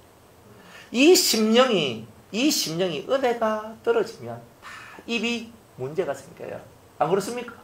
우리 은혜 다 떨어져 봤죠? 딱 떨어지면 1번이 어디서? 여기서, 요 입에서부터 이제 안 좋은 소리들이 막 나오는 거예요. 그러니까 내가 은혜 떨어졌구나. 내가 은혜 떨어졌으면 뭐 해야 돼요? 입 다물고 입을 확 꾸며야 돼. 일단 탁 입을 다물고 하나님 앞에서 찬송을 부르고, 그리고 성경을 읽으세요. 찬송을 부르면 마음속에 부정한 것이 씻겨져 나가고, 성경을 읽으면 부정한 것이 씻겨져 나가면 그것에 말씀이 담겨지고, 그래서 말씀이 막 내 속에 계속 채워질 때까지 성경을 읽어. 그러다 보면 이 입에서 이제 말씀과 은혜로운 것들이 나오기 시작하는 거예요. 다 그렇게 되시길 바랍니다. 그 다음 평강을 주신대요. 평강이 너희에게 있기를 원하노라. 뭐니 해도 머니가 아니고 평강이죠. 뭐니 해도 우리는 머니가 필요합니다. 이거는 곤란한 사람들이에요. 뭐니 해도 우리는 뭐가 필요해요? 평강이 필요해요. 제가 2주에 한 번씩 우리 차 권사님한테 가서 이제 예배를 드리거든요. 직원 예배도 드리고. 그러니까 어제 가서 한 10명 예배도 드렸거든요. 그래 이제 예배를 드렸어. 근데 이제 갈 때마다 제가 하나님께 기도를 해요. 하나님, 오늘 저기서 예배를 드리는데 어떤 말씀을 전할까요? 기도를 해요. 그러면 갈 때는 무슨 말씀 한대. 이제 어제는 기도를 하는데 속에서 뭐가 탁 올라오냐면 만족 탁 말씀이 오는 거예요. 그래서 디모데전서 6장 4절 이하의 말씀 10절까지 있는 말씀을 갖고 만족에 대해서 이제 어제 설교를 했는데 어제 서울에서 내려오고 어떤 사람 내려오고 하여튼 어제 이상하게 그래 사람들이 또 이렇게 다른 사람들이 왔어요. 근데 그 사람들이 또 예수 믿는 사람들이라 그래와 같이 예배를 드렸는데 말씀을 듣고 이 속에서 있잖아요. 이렇게 속이 시원해지고 좋아지게 되는 그런 게 있어요. 그리고 어떤 분은요 얼굴이 막 무너져 있어요. 저는 흉내를 못 내겠어요. 웃음기 하나 없음, 핏기 하나 없음, 진짜 얼굴이 상그러움, 하여튼 안 좋아. 그래 이 사람의 심령 속에 무엇이 그렇게 힘들고 무엇이 그렇게 어려워서 우리들은 이렇게 그런 얼굴로 하며 살아가는가? 그래 왜 우리 사람들은 자기 인생 속에서 이렇게 만족이 없나? 그래서 만족이 없으니까 성경의 용어로는 족하다 이래요. 족하다. 내가 가지고 있는 것에 대하여 족하다. 이런 마음을 가질 때에 여러분들 속에 뭐가 올라온다? 평강이 올라온다 이 말이에요. 그러니까 만족이 없으면 평강이 없어요. 뭔가 자꾸 바라니까 불편해. 안 그래요? 장집사님 이렇게 해주세요. 우리 문관사님 이렇게 해주세요. 우리 김집사님 이렇게 해주세요. 우리 박집사님 이렇게 해주세요. 우리 누구는 이렇게 해주세요. 저한테 자꾸 뭔가 바람이 많으면 많을수록 어때요? 그 사람이 그렇게 안 해줄 때 자꾸 내 마음이 불편해져. 불편하니까 얼굴이 이그러지고 그러니까 평화가 만들어지잖아요. 그러나 내가 살아가는 내 삶에 만족을 하면 되잖아요. 우리는 뭘로 만족해요? 그리스도로 만족하잖아요. 다른 것을 바라보지 말고 나는 예수님으로 만족합니다. 저는 예수님으로 만족합니다. 만족합니다. 제가 수요일 날에 잠깐 간증을 이렇게 한번 했었는데 제가 포항에서 이제 예배를 드리는데 이제 어떤 청년이 이제 왔어요. 왔는데 28살짜리 청년인데 그 청년이 우울증이라 그 청년은 약을 먹고 있었거든요. 정신과에 가서 약을 받아가지고 약을 먹고 있어. 왜? 불안해가 살 수가 없었어. 그럼 뭔가 모르게 이게 안정이 안 돼. 공부하는 데다. 그래서 약을 먹고. 그래가지고 이 친구가 공부를 이렇게 했었어요. 그래 하는데 그 예배를 이제 드리는데 처음 와가지고 예배를 탁 들어요. 예배를 탁 드리고 또 우리가 월요일 날 같은 때는요 예배를 탁 드리면은 우리 사모님이 저녁 식사를 우리가 준비해 가거든요. 그러면 애들하고 같이 저녁을 먹어요. 옛날에는 없었는데 지난 학기 때부터 이제 애들하고 같이 밥을 먹는데 밥을 탁 해주니까 걔가 엄마가 없거든요. 어머니가 없어. 그러니까 이 친구가 이 정서적으로 어머니가 없는 아버지하고 이 아들하고 이렇게 있는 거예요. 그러니까 남자들만 있는 집에서 뭔 좋은 소출이 나오겠어요. 일단 여자가 있어야 집이 매끄럽게 돌아가잖아요. 맞죠? 예. 남자들끼리 놔두면요 못 써요. 안 돼. 그래가지고 이래 있는 거라. 그러니까 이 친구가 항상 이 마음 속에서 뭔가 모를 이 소심함과 막 그런 거 그리고 어떤 그런 걸 가지고 원래 이 친구는 되게 활달하고 활발한 친구였다 그래요. 그 데리고 온 친구의 말을 들어보면 되게 활달했는데 어느 순간부터 확 이렇게 확 무너지면서 이 신앙이 무너지고 다 무너지면서 애가 이제 그런 삶이 되는 거. 그리고 와서 처음 예배를 드리고 그리고 같이 밥을 먹고 같이 대화를 하고 하는데 첫 예배 드리고 갔어요. 그래 밥 먹고 갔는데 나중에 그 옆에 있는 친구가 그죠? 처음 예배 딱 드리고 난 다음에 자기가 먹던 우울증 약을 버렸대요. 그리고 안 근데 괜찮다. 그래가지고 한 4번인가 하여튼 그 정도 왔거든요. 그 친구가. 4번 왔는데 4번 정도 와가지고 그 친구가 되게 약도 안 먹고 그래가지고 이제 이렇게 살았어요. 근데 그 친구는 이제 공무원 시험을 치거든요. 불안해가지고 이제 시험을 칠 수가 없는 거예요. 그런데 이제 이 문제가 해결돼 버렸어요. 그래 열심히 공부해가지고 이번에 시험을 쳐가지고 합격을 했어요. 그런데 합격하기 전에 이 친구가 뭐라고 이제 얘기를 했냐면, 목사님, 제가 너무 목사님 교회 가고 싶습니다. 그러니까 목사님 교회 너무 가고 싶다는 거야. 그래. 왜냐하면 청년들, 자기가 이렇게 본 청년들이 너무나 이쁘고 너무 잘 돼 있으니까 자기도 오고 싶습니다. 그래서 제가 공무원 시험 합격하면 차를 몰고 제가 여기 있는 포항에 있는 친구들을 태우고 제가 대구로 가겠습니다. 이렇게 이제 얘기를 했어요. 그래 하면서 제가 그 친구를 바라보면서 얼마나 이 심령 속에서 감사하냐면, 그 심령 속에 사람들은 다 이 불안의 요소들이 막 끊임없이 나오거든요. 근데 하나님 말씀을 듣고 그 심령 속에서 뭔가 모를 믿음이 탁 하면서 올라오는 거예요, 이렇게. 그러니까 내 불안을 만들어냈던 모든 것들이 믿음이 올라오니까 불안이 사라지는 이런 역사가 나오던 거예요. 그래서 너무 감사하다.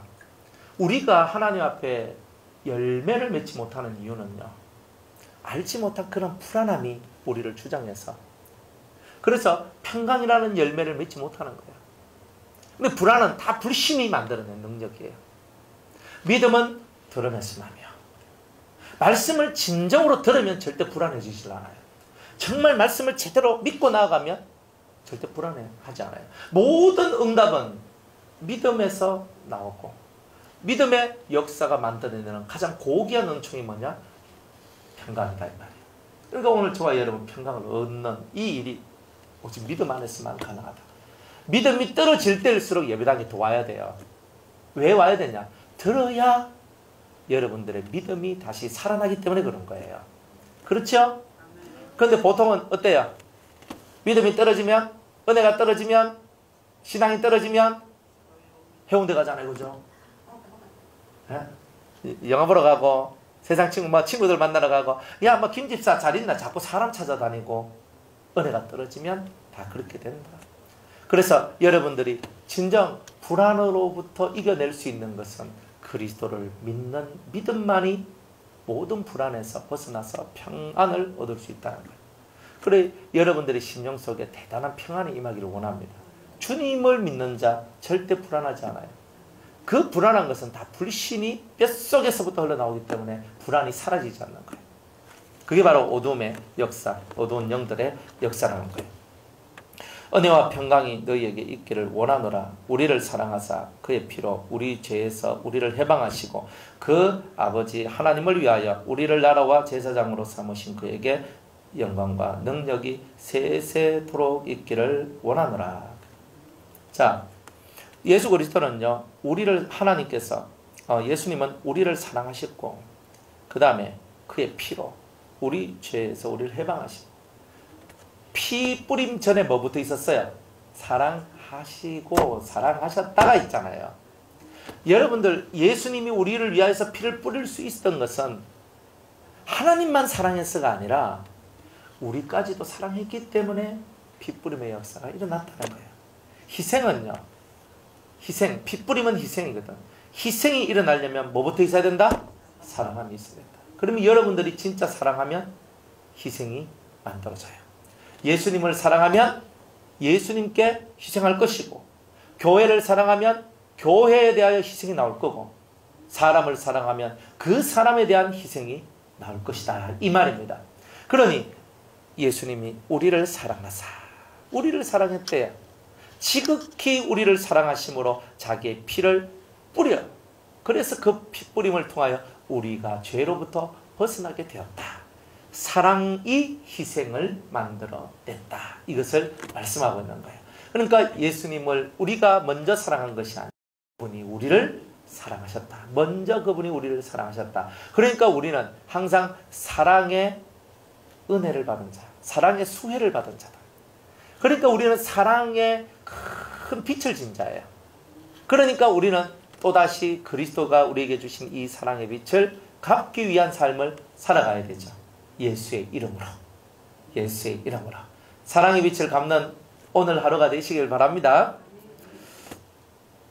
그 아버지 하나님을 위하여, 자, 우리를 사랑해서는 피를 뿌려주셨다. 그리고 하나님을 위해서는 뭘 했어요? 예수님이 우리를 나라와 제사장으로 삼으셨다 이 말이에요. 하나님을 위하여. 그리고 예수님께서 우리 마태복음 6장에 보니까 먼저 그의 나라와 그의 의를 구하라 그랬잖아요. 먼저 구해야 될 것은 하나님의 나라, 하나님의 의. 그러니까 모든 중심이 뭐예요? 하나님이잖아요. 하나님께 대하여, 이게 예수님의 마인드예요. 하나님을 위하여가. 그러니까 예수님은요, 하나님을 위하여서는 뭘 했나? 우리를 나라와 제사장 삼았대요. 우리가 하나님의 나라예요. 그 나라. 우리가 하나님의 나라예요. 여러분이 하나님의 나라잖아요. 여러분들이 하나님의 나라요. 여러분들이 하나님 나라의 제사장이에요. 그러니까 우리가 하나님의 나라요. 우리가 하나님의 제사장이다. 천국은 여기 있다 저기 있다 하는 것이 아니요. 누구한테 있다? 너희 안에 있다 그랬어요. 너희 안에. 그러니까 우리 안에 하나님 나라가 있어요. 그러니까 내가 나라예요. 내 안에 하나님 나라가 있고 우리 공동체 안에 하나님 나라가 있는데 이걸 누가 봐요? 불신자들이 보고 믿음이 약한 자들이 보고 은혜가 없는 자들이 보는 거예요. 보면서 우리를 딱 보고 뭘 봐요? 저 사람 속에 하나님의 나라가 있네. 그러면서 나도 그 나라를 소유하기를 원합니다. 이렇게 되는 게 전도다 이 말이에요. 그래 우리 속에 하나님 나라가 있나 없나? 이걸 잘 보라 이 말이에요. 내 안에 하나님 나라가 있나 없나? 하나님을 위하여서 예수님이 하시는 일이 뭐예요? 여러분 속에 하나님의 나라를 세워주는 것. 이게 바로 예수님이 하시는 일이다 이 말이에요. 그래서 하나님 나라를 만들어내는 것. 우리를 하나님 나라로 만들어내시는 것. 그리고 여러분 속에 하나님 나라가 임해야 되는 거예요. 두 번째로는 뭐예요? 제사장. 여러분들을 제사장으로 삼는 것. 이게 바로 예수님이 하나님을 위하여 하시는 일이에요. 그리고 우리가 성령 받았으니까 우리들은 다 제사장이죠. 우리는 다 성령 받았으니까 다 제사장인데 이 제사장이요. 기름 부음만 받았다고 제사장이냐? 머릿속에 드는 게 있어요. 든 게 있어야 돼요. 제사장들은 뭘 공부해야 돼요? 레위기 공부해야 되잖아요. 율법을 공부해야 돼요. 왜 율법을 공부해야 돼요? 토라를 왜 공부해야 돼요? 그 안에 하나님의 뜻이 다 들어있고 하나님께서 우리를 위한 모든 제사법들이 모든 사람을 정결하게 하는 법들이 그 속에 다 들어있어요. 사람들이 어떻게 살아나가야 될지에 대한 법이 다 그게 다 들어있는 거예요. 제사장들이 기름 부음은 받았는데 뭘 못 받냐면 온전한 하나님의 뜻을 깨닫지 못하기 때문에 온전한 하나님의 제사장이 될 수가 없다는 거예요. 그러니까 두 가지 기름 부음을 받은 자들은 다 뭘 받아야 된다? 토라의 말씀, 하나님의 윤리와 규례와 법도를 깨달을 때만 진정한 제사장이 된다. 이런 겁니다. 그러니까 여러분이 진짜 제사장이 되려면 기름 부음만 받았다고 되는 게 아니에요. 그거는 너는 이제 제사장으로 부름을 받았다는 뜻이고 제대로 된 제사장이 되려면 그죠? 내가 훈련을 받아야 되는데 하나님의 말씀, 법으로서 훈련을 받아가지고 나를 하나님이 뭐가 기뻐하시는가, 하나님이 기뻐하시는 게 뭔지, 하나님이 좋아하시는 게 뭔지, 하나님이 싫어하시는 게 뭔지, 하나님이 나쁘다 하시는 게 뭔지, 깨끗한 게 뭔지, 더러운 것이 뭔지 이런 것들을 다 구별해낼 수 있는 힘을 가져야 돼요. 그걸 가져야 진짜 제사장이 되는 겁니다. 그러면 진정한 나라의 제사장이 되기 위한 방법을 여러분들이 배워 나가야 된다. 그래서 불법을 행하는 자들아 다 나를 떠나가라. 왜 불법을 행하는 자들이 떠나가요? 법이 없으면 제사장이 되지 못한다. 제사장 기름 부음은 받았는데 제사장이 못 돼. 그 말은 뭐예요? 곱사등이나 뭐가 뭐 상하거나 그리고 뭐 지체가 하나 더하거나 지체가 하나 없거나 이런 사람은 제사장의 직무를 감당할 수 없죠. 맞죠?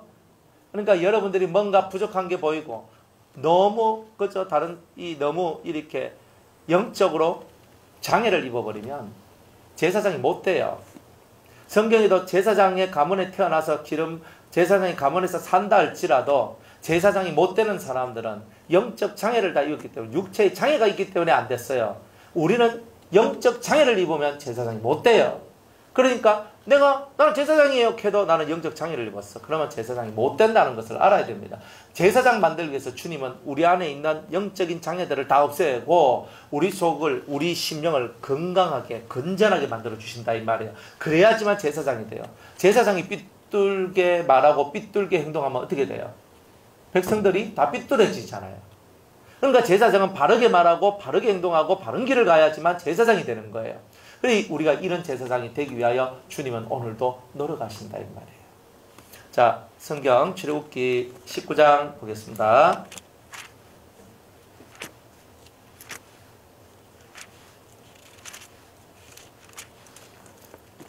19장 5절 6절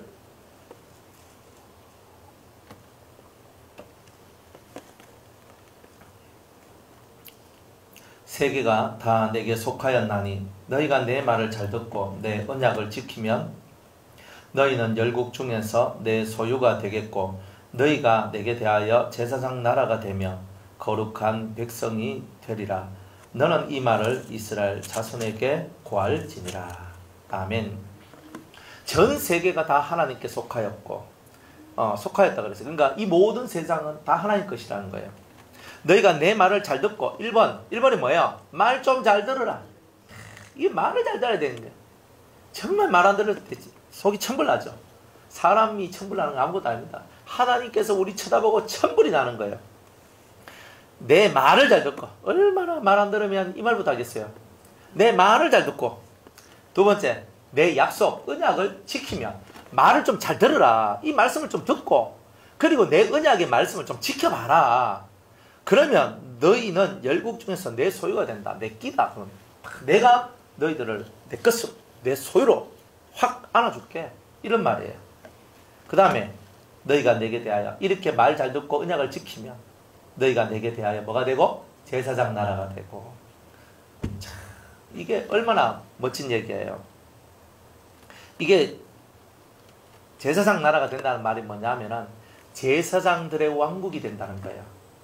그러니까 이 이스라엘이 제사장의 왕국이 돼가지고 제사장의 나라가 돼가지고 이 이스라엘을 통해서 온 세상이 거듭나고 변화되고 속죄를 받게 되는 역사가 나오게 될 거라는 거예요. 근데 하나님께서 이스라엘 나라를 제사장들의 나라로 만들기를 원하셨지만 이스라엘은 자기 똥도 못 닦는 그런 사람들이 되었다 이 말이에요. 자기 하나 간수도 못하고 제사장 나라 되라 했더니만 자기들이 다 무너져 버렸어요. 그래서 하나님께서 내가 나라를 뽑아서 하는 것이 아니라 사람을 뽑아 하자. 작전을 바꿔버린 거예요.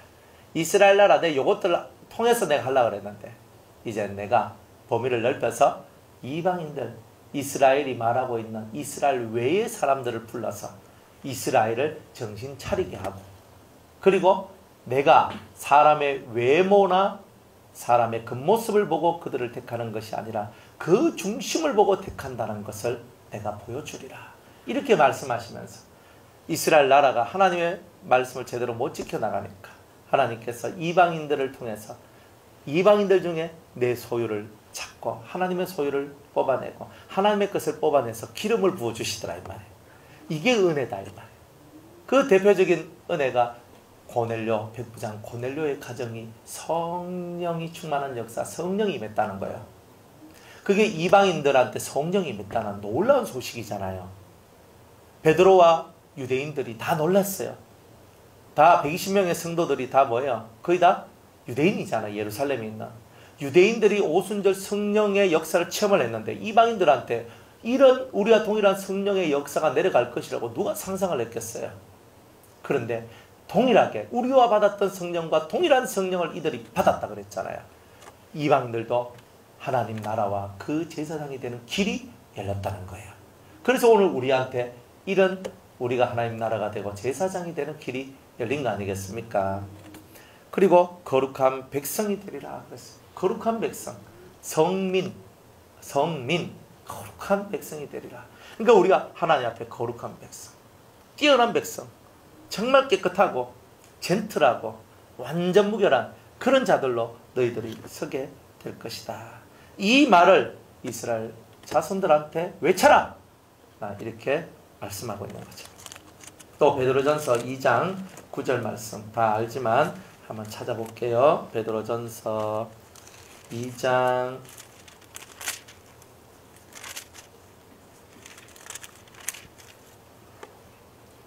9절. 제가 한번 읽어볼게요. 오직 너희는 택하신 족속이요 왕같은 제사장들이요 거룩한 나라요 그의 소유된 백성이니 이는 너희를 어두운 데서 불러내어 어디서 불러내어? 어두운 데서 우리를 불러내셨다 이 말이에요. 어두운 데서 불러내요. 그의 귀한 빛이 예수 그리스도죠. 진리의 빛이죠. 성령의 빛이죠. 그의 귀한 빛에 들어가게 하신 자의 아름다운 덕 하나님, 그죠? 하나님의 덕을 선전하게 하려 하십니다. 우리를 통하여 우리는요 주님의 광고판이에요. 우리를 딱 보면 주님이 보이는 거 이거 만들라고 우리를 불러내셨어요. 뭘로 불러내셨어요? 택하신 족속으로 왕같은 제사장으로 거룩한 나라로 그의 소유된 백성으로 우리를 불러내신 거예요. 그러니까 어떤 말을 써도 상관없어요. 우리는 하나님의 소유입니다. 우리는 거룩한 백성입니다. 우리는 왕같은 제사장입니다. 우리는 택하신 족속입니다. 어떤 말을 써도 상관없어요. 중요한 것은 뭐예요? 네가 내 광고판 되어라 이런 뜻이에요. 그러니까 딱 네 보면 연상이 누가 돼야 돼요? 예수. 예수님이 연상되도록. 이거 만들려고 하면 얼마나 어려 보여. 딱 보니까 심술구전 할매, 영감, 그죠? 말 많은 아줌마, 그친 아줌마, 그죠? 뭐 이런 것만 보이면 어떻게 돼요? 아저씨들은요, 예? 뭐 정치 얘기, 뭐 사업 얘기, 무슨 얘기, 뭐 이런 것만 하는 사람들 그런 게 아니잖아요. 거룩한 빛이 흘러나오는 그런 자들, 정말 그리스도의 광고판이 되도록 만들어내시는 바로 그 일을 하기를 주님께서 원하신다. 여러분은 주님의 광고판입니다. 광고판. 날 딱 보면 주님 보여야 돼요. 안 그래요? 탁 우리 고속도로 지나다 보면 광고판들 많잖아요. 탁 하면 호식이 2마리 치킨 탁이 나와. 어디 보면 땅땅 치킨. 하여튼 뭐 이런 게 나오거든요. 그래가지고 나와. 그래 지나가다 그걸 딱 보면 진짜 호식이 2마리 치킨을 우리가 정말 많이 사 먹었거든요. 사 먹었기 때문에 호식이 2마리 치킨 갑자기 그때 먹었던 기억이 탁 나면서 호식이 2마리 치킨 이런 거야. 딱 이게 보여져요. 호식이 2마리 치킨만 보더라도 그게 돼. 여러분들을 딱 보면요. 예수님이 예수님은 이런 분이지. 우리를 보면서 그게 딱 만들어졌어요. 그게 바로 뭐냐? 우리가 제대로 그분의 제사장이 되었다. 우리 쳐다보고 어이구 저렇게 예수 믿을 것 같으면 더 치아라마. 이러면 우린 광고판이 아니라 주님을 그저 불온 선전물이라고 얘기하잖아요. 불순한 선전물이 돼가지고 그냥 예수님이 아닌 엉뚱한 게 그냥 막 나오는 이런 것은 주님이 별로 기뻐하지 않는다. 자, 우리를 나라와 제사장으로 삼으신 그에게 영광과 능력이 세세토록 있기를 원하노라. 모든 영광, 모든 능력은 하나님께 있습니다. 그 하나님께 우리의 모든 영광과 능력이 흘러나와요.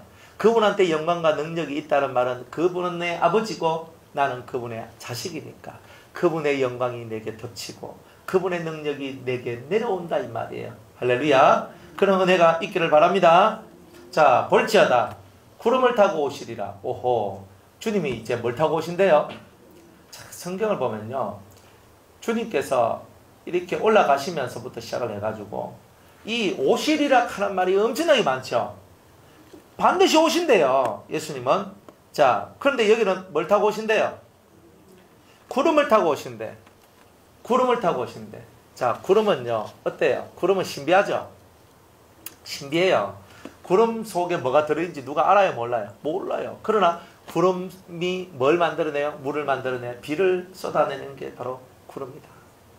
그죠? 이런 것을 우리가 알 수 있잖아요. 그러니까 이 구름을 타고 오신다는 말은 실제로 손오공처럼 구름을 타고 휘 내려오는 것이 아닙니다. 그래서 먼 하늘 자그만 구름만 떠도 내 주님 오시는가 뭐 쳐다보는 거예요. 보는 거. 구름만 떠도 주님 한데 주님은 저 구름을 타고 오시지 않습니다. 그런데 왜 이런 말을 쓰느냐? 예수님께서 오시는 그 재림은 두 가지 재림이 있는데 가시적 재림과 영적인 재림이 있다 이 말이에요. 가시적 재림은 뭐냐? 누구든지 다 볼 수 있는 재림. 두 번째, 영적인 재림은 누구나 볼 수 없는 재림이 있다 이 말이에요. 예. 그래서 이 성경에 보면 백마를 타고 오시리라 하는 백마 타고 내려오시는 장면도 있거든요. 그죠? 백마를 타고 올라가시는 그 모습이 있고 구름을 타고 오시는 모습도 있어요. 우리가 한번 예수님의 오심에 대한 성경을 한번 찾아봅시다. 자, 마태복음 우리 28장 한번 볼까요?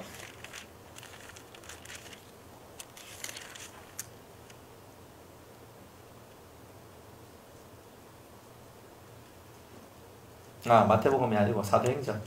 I'm sorry. 사도행전 1장.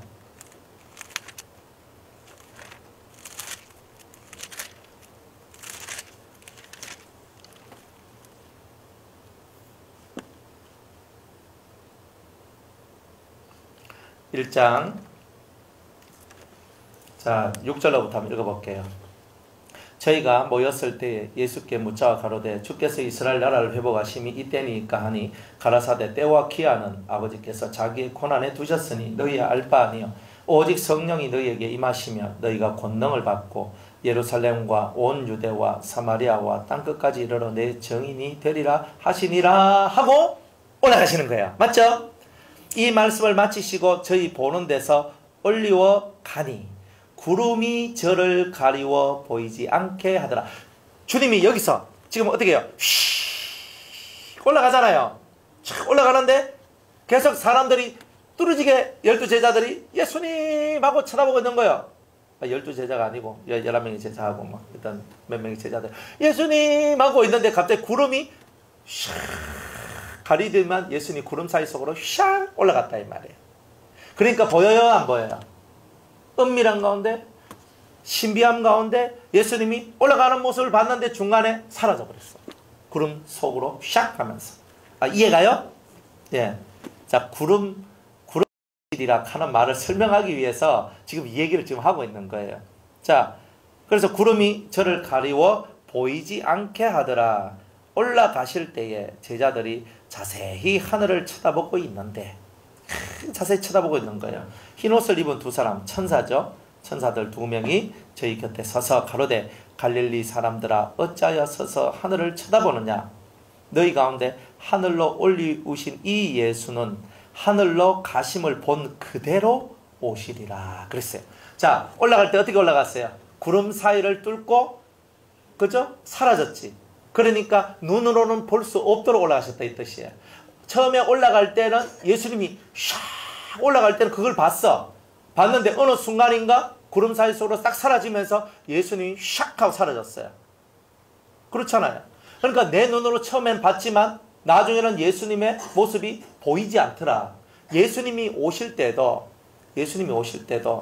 두 종류의 사람이 있는데 한 종류는 예수님이 내려오실 때 정말 눈으로 보는 사람, 실제로 예수님을 볼 수 있는 종류의 사람이 있고 어떤 사람들은 구름 속으로 넘어갔을 때 예수님이 보이지 않은 것과 같이 그분의 재림이 보이지 않는 사람이 나올 것을 이렇게 얘기하고 있는 거예요.